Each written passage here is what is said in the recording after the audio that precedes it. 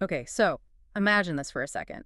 You're walking through a forest, I mean a proper ancient forest, not just a local park. Right, one of those places that feels timeless. Exactly. It feels like it's been there forever. You look up and you see these just massive trees. They're towering over you, so tall they're basically blocking out the sky.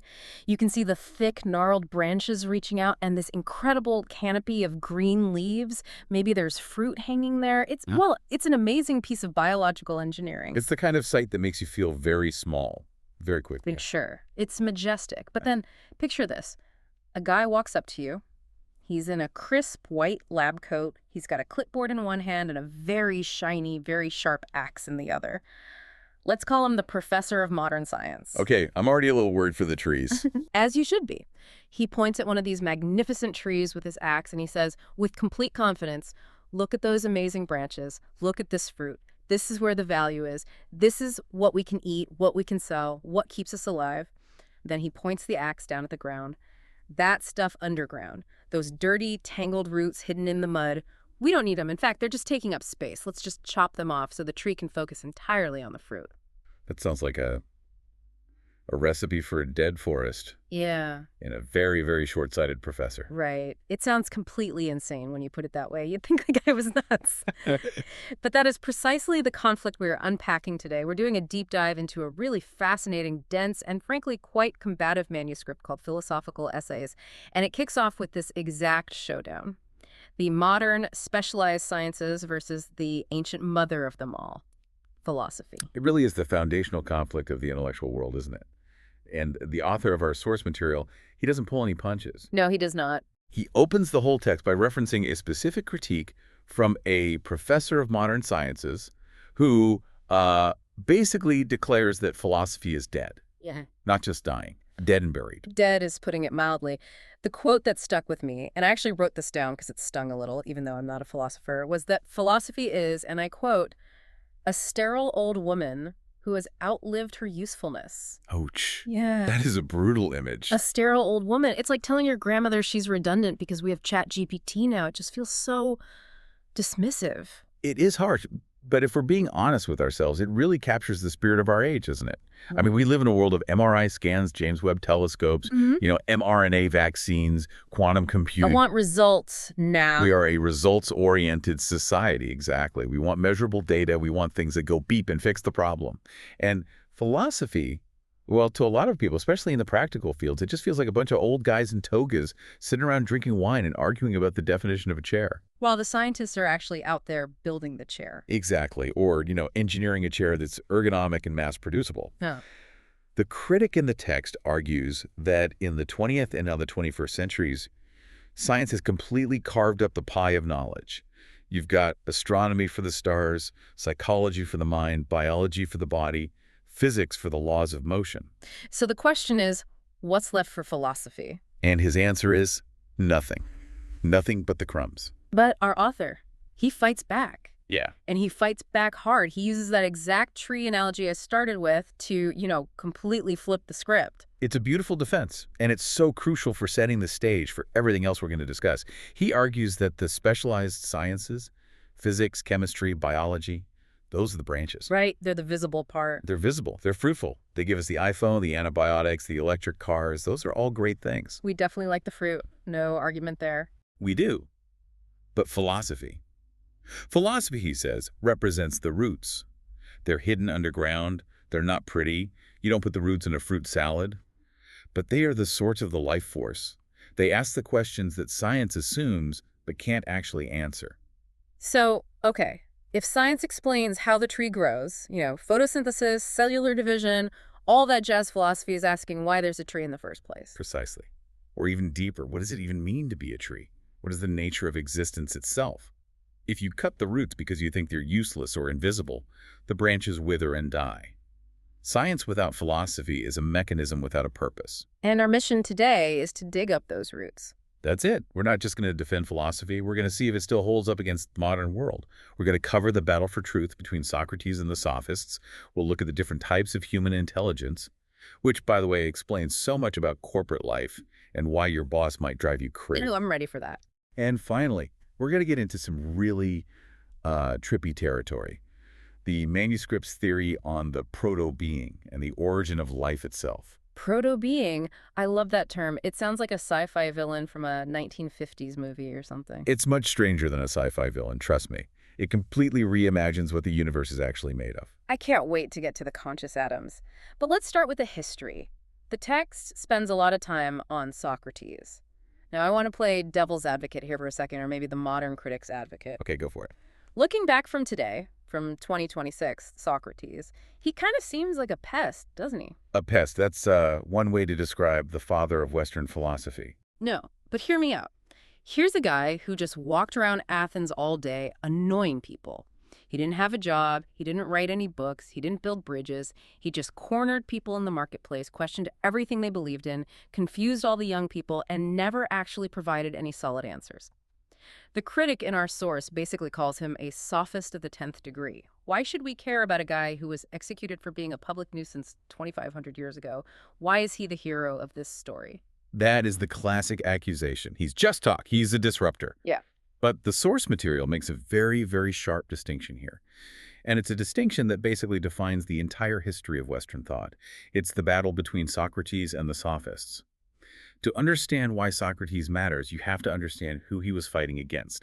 It wasn't just random annoyance. It was a war for the very definition of truth. Okay, so let's set that scene. Who were the Sophists? What were they all about? The Sophists were the wise men for hire of their day. They were the intellectuals, the speechwriters, the consultants.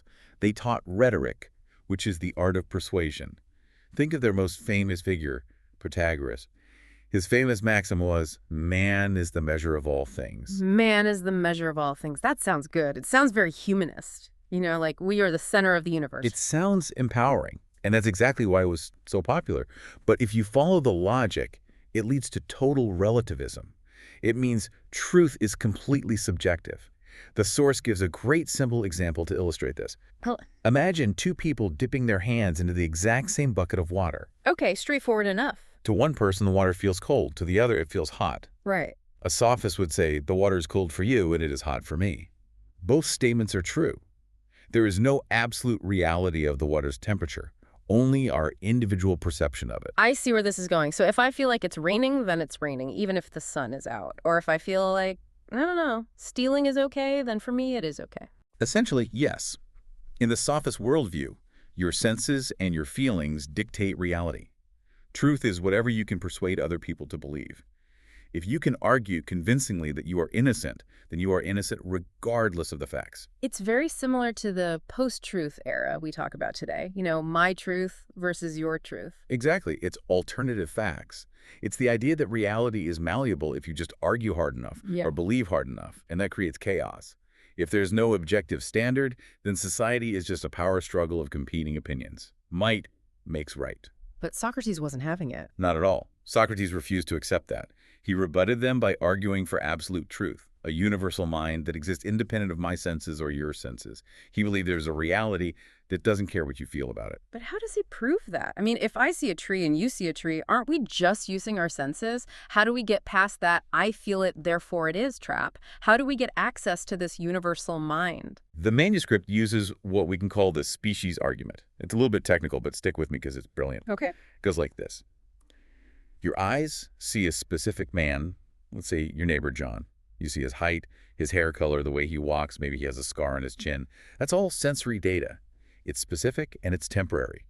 John will get older, John will change, and eventually John will die and his body will disappear. Okay, so the sensory version of John is fleeting. Right.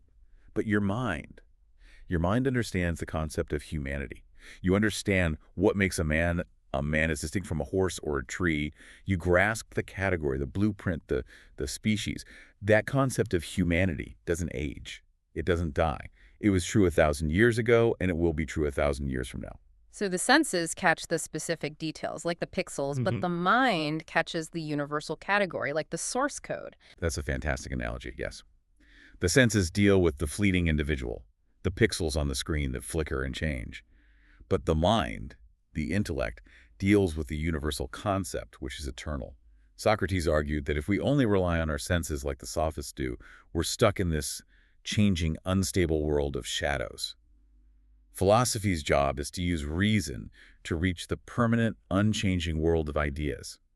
That is the root of wisdom. It's moving from "this water feels cold to me" to asking, what is the nature of coldness itself?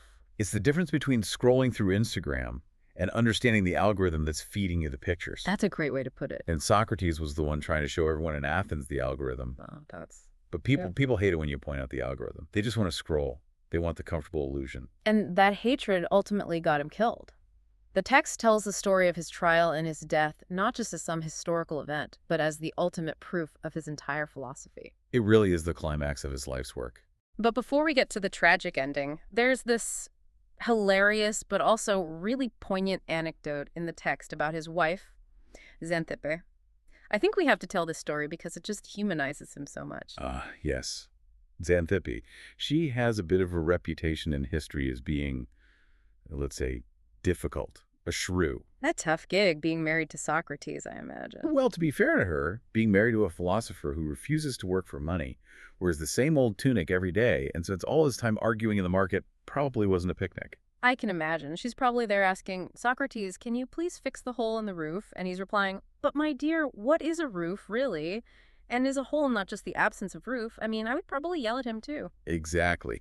So the text retells a story where Socrates is at home, lost in deep philosophical contemplation. He's probably just staring at a wall, completely ignoring the practical world and his family duties. And Xanthippe gets frustrated, totally understandably, and she starts yelling at him. She screams and screams, hurling insults, trying to get any kind of reaction, just trying to snap him out of it. And Socrates says nothing. He doesn't even blink. Silent treatment. That's a bold strategy. Finally, in a fit of rage, she grabs a bucket of dirty washing water and dumps it right over his head. Oh, wow. So what does the great philosopher do? Does he get mad? Does he argue back? File for divorce? Nope. He just calmly wipes the dirty water from his face, looks over at his friends who are watching this whole thing in horror, and says, I knew that after the thunder comes the rain. After the thunder comes the rain. That is such a mic drop moment. It is. But it's not just a clever quip. It shows his entire character. It shows his philosophy in action. He was so detached from the physical insults of the world, so tuned into his universal mind, that even a bucket of dirty water couldn't shake his internal peace. He viewed her anger like a weather pattern, just something that happens in the physical world. It wasn't personal to his soul. And that detachment isn't just a party trick or a way to handle a difficult marriage. It's actually crucial to understanding why he died the way he did. Right. Because when the stakes got higher, when it wasn't just a bucket of water, but a cup of poison, he reacted the exact same way. Okay, so let's get to the trial. He's sentenced to death by the Athenian court. Unjustly, we should add.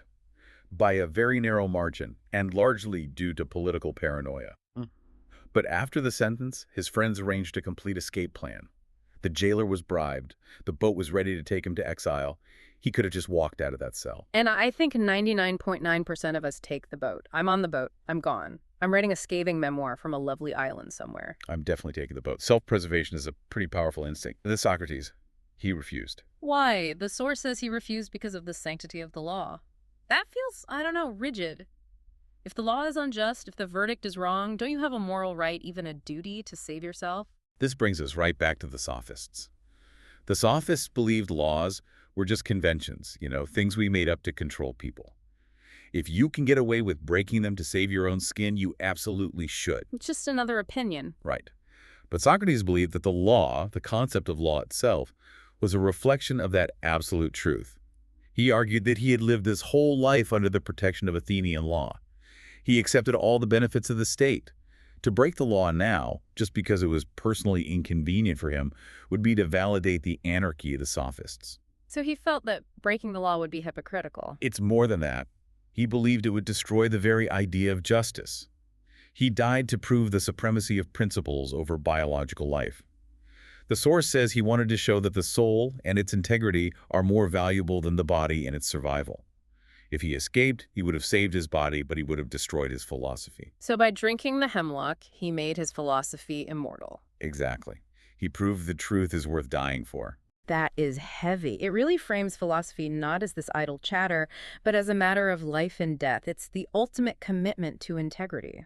It is. It transforms philosophy from a hobby into a way of life. And that actually segues perfectly into the next major section of the manuscript, which is all about intelligence. Because you might ask, if Socrates was so smart, Why couldn't he figure a way out that saved his life and the law?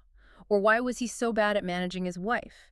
The author argues that there are actually two very different types of intelligence, and this distinction is fascinating. Yes. The realist versus the imaginative. I found this section so relatable because we all know people who fit perfectly into these buckets. It explains why the genius engineer might be terrible at running the company and why the CEO might not actually know how the product works. So let's break them down. What's the first type? The Yeah. realist. Okay, so the first type is the practical or realistic intelligence. The text calls this the merchant, or the general. This is the mind that works like a high-resolution camera or a tape recorder.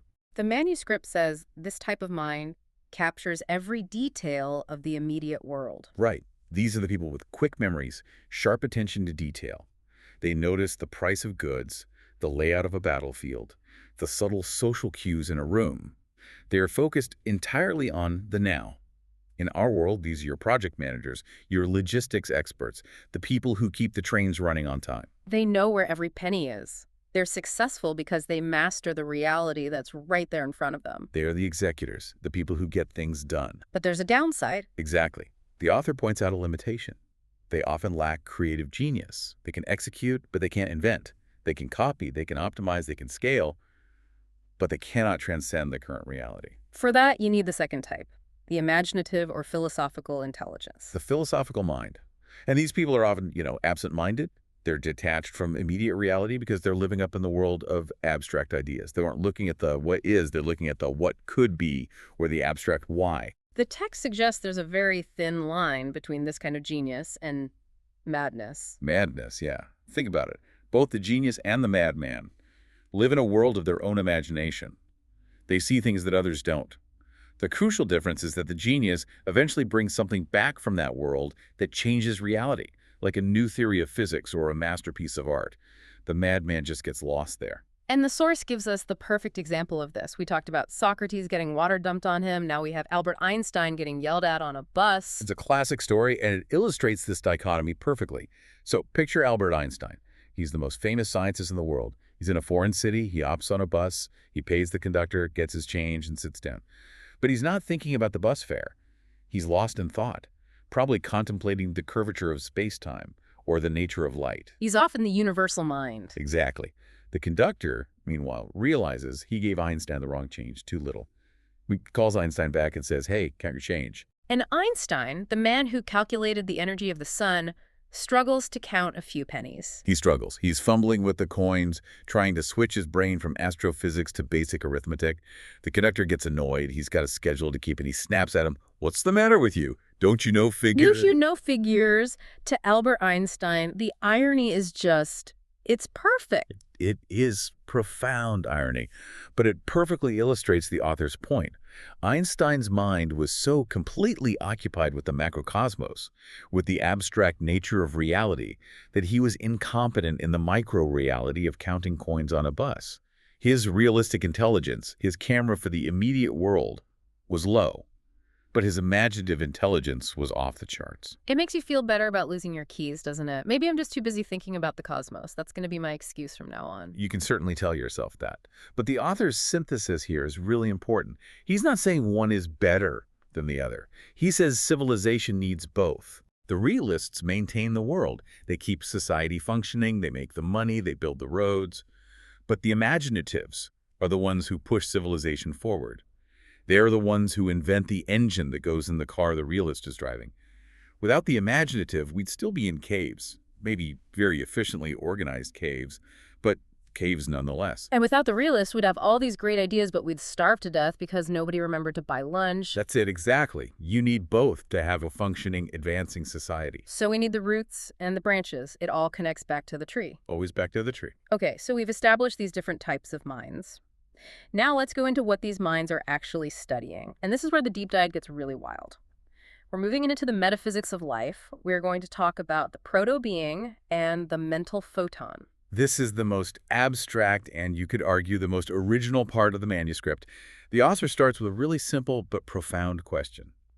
What is matter? Right. I mean, science studies the behavior of matter, how atoms smash together, how gravity pulls things. But philosophy asks, what is the thing being pulled? What is the actual stuff of the universe? And the author starts his argument with a critique of materialism, the idea that the universe is just dead, dumb rocks and gas that accidentally bumped into each other for long enough and created life. The wind blowing a feather analogy from the text. Exactly. He uses a simple philosophical axiom. You cannot give what you do not have. Okay, you cannot give what you do not have. Let's break that down. Imagine you have a sealed box full of Lego bricks. They are plastic, they are lifeless. No matter how long you shake that box, even if you shake it for 1 billion years, you will never open it and find a living, breathing hamster inside. You might get a hamster shape made of bricks by pure chance, but it won't be alive. Right. It won't be alive, it won't feel pain, it won't have a will, because life wasn't in the box to begin with. You can't just shake life out of death. So the argument is, if the universe started as purely dead, unconscious matter, how could consciousness ever arise from it? It's like expecting a rock to eventually write a poem if you just wait long enough. It's impossible, he argues. Therefore, the seed of life, the potential for consciousness, must have been there from the very beginning. It must exist in the most basic building blocks of the universe. And this is what he calls the proto-being. Yes. He suggests that even the smallest, most fundamental unit of existence, whether you call it an atom, a single cell, or even a subatomic particle, possesses 4 inherent faculties, even if they're in a dormant or very primitive state. Okay, let's list them, because this really changes how you look at a table or a chair. If this is true, the table I'm touching right now isn't just dead wood, it's a colony of dormant beings. That's exactly the implication. So the first faculty is will. In the original text, it's irrata. This is the basic drive to accept or reject things, attraction and repulsion. Even an electron wants to be near a proton and rejects another electron. So magnetism isn't just some blind mechanical force, it's a primitive form of will, a preference. In this view, yes. It's a fundamental yes or no at the heart of matter. The second is perception, or idrak. This is the ability to sense the environment. The atom knows when another atom is nearby. It reacts to gravitational or electromagnetic fields. It isn't blind. It perceives its neighbors. Okay, so will and perception. And the third? The third is memory, hafiza. Now, this isn't remembering your grocery list or your childhood phone number. It's the ability of matter to store experience. If you bend a piece of metal, it stays bent. It remembers the stress. In biology, cells remember how to divide based on the history of their evolution contained in their DNA. That makes sense. Matter holds a history. And the fourth and final one? The fourth is feeling or sensation, sure. This is the root of pleasure and pain. Pain and pleasure in an atom. That seems like a pretty big stretch. The author defines it very simply. It's the drive toward what is good for the structure, which is a form of pleasure, and away from what threatens to destroy it, which is a form of pain. It's the most basic instinct for self-preservation. When a single-celled organism moves toward a nutrient, that's a primitive form of pleasure-seeking. When it recoils from a poison or from fire, that's pain avoidance. So we have will, perception, memory, and feeling, all packed into the tiniest specks of the universe. It's like the universe is made of, I don't know, living clay rather than dead Legos. That's the perfect image. And this leads to his big aha moment, his theory of the mental photon. He alludes to Einstein's famous EMC2, the idea that matter is just condensed energy. We know this from physics. Right. Matter and energy are two sides of the same coin. But he takes it a step further. He argues that if humans have minds and humans are made of matter, and matter is ultimately made of energy, which we can think of as photons or units of light, then the photon itself must have a mental or spiritual aspect to it. Whoa. So, hold on. The universe isn't made of stuff. It's made of sparks of mind. Essentially, yes. He argues the universe is not dead matter. It is mental energy at its core. We are just a very complex, organized arrangement of these conscious photons. It's a philosophical view called panpsychism, the idea that consciousness is a fundamental property of the universe, just like mass or charge. It's not something that happens to matter. It is matter. This completely flips the script on evolution then, because if matter has its own will, then evolution isn't just a series of random accidents, is it? That is the next battleground in the text. The author directly critiques the standard evolutionary view, specifically mentioning Herbert Spencer, who popularized the idea of survival of the fittest and simple adaptation to the environment. The standard view is pretty mechanical, right? Environmental pressure happens, a random mutation happens, and the ones with the lucky mutation survive and pass it on. It's very external. The environment carves the animal like water carves a canyon. Right, the animal is passive in that model. But our author argues that's not enough. That's not the whole story. He proposes what he calls the internal will theory, and he uses the example of a bird to explain it. The bird example was fascinating. He says a bird didn't grow wings just because it kept falling off a cliff, and the ones with slightly bigger flaps survived a bit longer. No. He argues that the idea always precedes the form. The creature, some ancient reptile perhaps, had an internal desire, a will to fly, to escape predators, to find new food. That intense desire over eons of struggle and pushing against its physical boundaries influenced the mental photons of its body to organize into wings. So the bird flew because it wanted to fly? That sounds Yeah. magical, almost unscientific. It sounds Lamarckian to a modern biologist, and we should Yeah. be clear, this is where the author diverges from our modern understanding of genetics. We know that DNA mutations are random, but philosophically, he's making a profound point about agency. He's saying that life isn't just a passive victim of its environment. Life is an active participant in its own evolution. It has a will to perfection. A will to perfection. Yes. Evolution, in his view, is the story of the universe trying to express itself more perfectly, more consciously. We aren't just biological machines driven by a series of fortunate accidents. We are driven by an internal urge to become something more. I like that. It implies we're going somewhere on purpose. It implies that my own desire to learn, to grow, to be a better person isn't just a chemical glitch in my brain, it's the fundamental drive of the universe itself expressing itself through me. That's the core of his argument. But here's the rub. If we are all these conscious beings driven by a will to perfection, why is the world so messed up? Why is there evil? Why do people hurt each other? I mean, if we're all made of the same mental photons, shouldn't we all be getting along? That's the eternal question of ethics, isn't it? And it's the final major section of our manuscript, the author asks. If we are all made of mental photons and driven by will, how should we live? And to answer that, he breaks down human emotions into two fundamental categories, positive and negative. This part felt very intuitive. The negative emotions are the easy ones. Fear, hate, anger. Correct. And the text calls these defensive emotions. They are tied directly to the physical body. They are all about survival. Hate protects me from you. Fear keeps me safe from danger.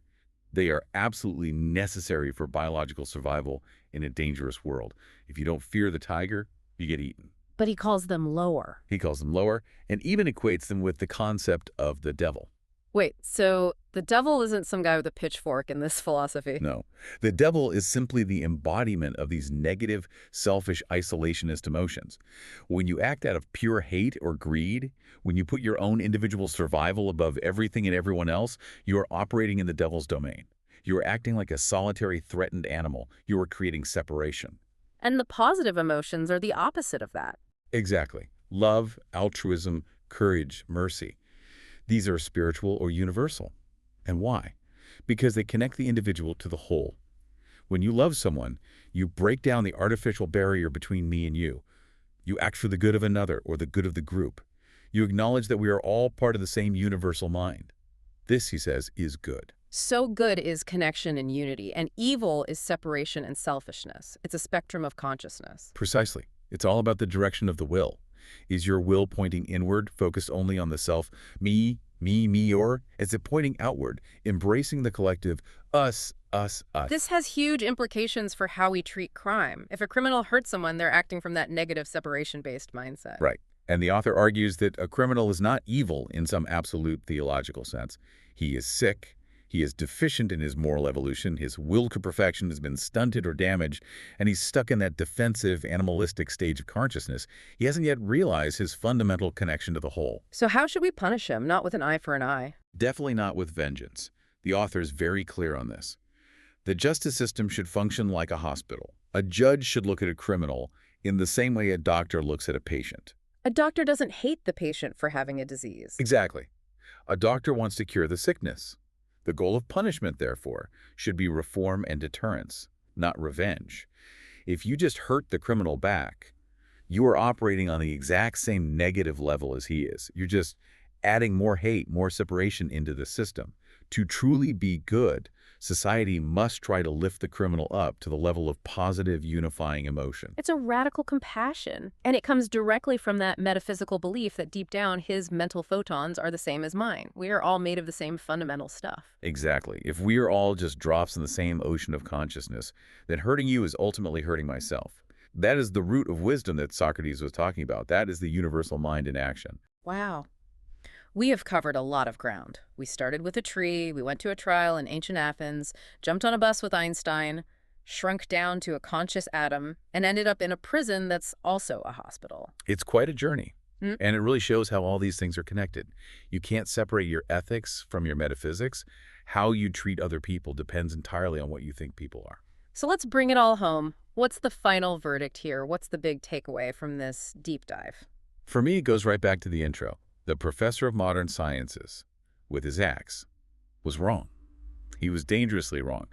Philosophy isn't a sterile old woman. It's the framework that gives meaning to everything else.